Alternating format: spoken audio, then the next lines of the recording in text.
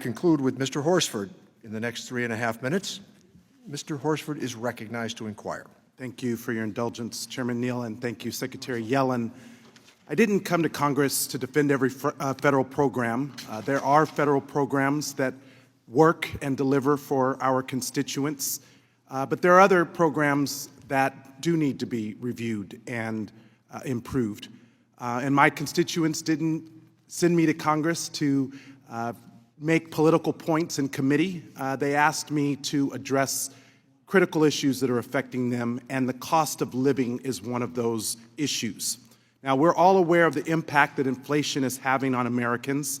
Some of this is related to global factors, such as Putin's war in Ukraine and the COVID-19 pandemic. But some of this includes the inactions here in Congress.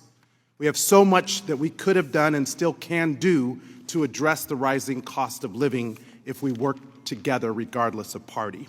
So I'm asking my Republican colleagues to work with us on this side of the aisle to lower costs on housing, childcare, food, and gas prices, to not make this about politics, but to work together to solve problems. Now, Secretary Yellen, despite the COVID-19 pandemic, the prices for homes in Nevada have reached record highs in recent months. In May, the median cost of an existing single-family home in southern Nevada was $482,000, an increase of more than 25% from May of last year. At the same time, rents have risen almost 25%, ranking Las Vegas metro area #2 in the nation for fastest rising rents. Now, one of the main reasons for this is because out-of-state corporate investors are buying up the limited housing stock in our communities. I recently had Secretary Fudge in my district just this Monday to tour some of these developments and to talk about the need for increased investment in affordable housing.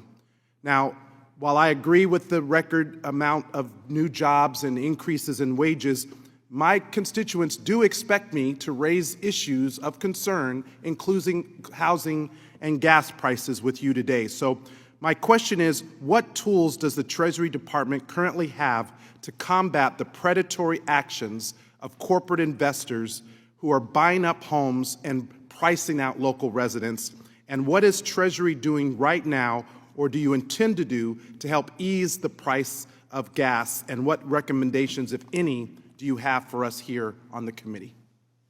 Well, in terms of Treasury's powers, we've been very focused on the Emergency Rental Assistance Program and the Homeowners Assistance Fund that I think have been helpful in addressing the problems faced by especially low-income people in the middle of this pandemic.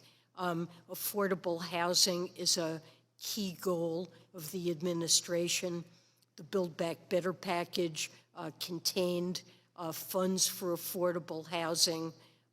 We certainly recognize that there was a huge problem before the pandemic, and that with the escalation in house prices and rents, we're seeing that this is a critically important need.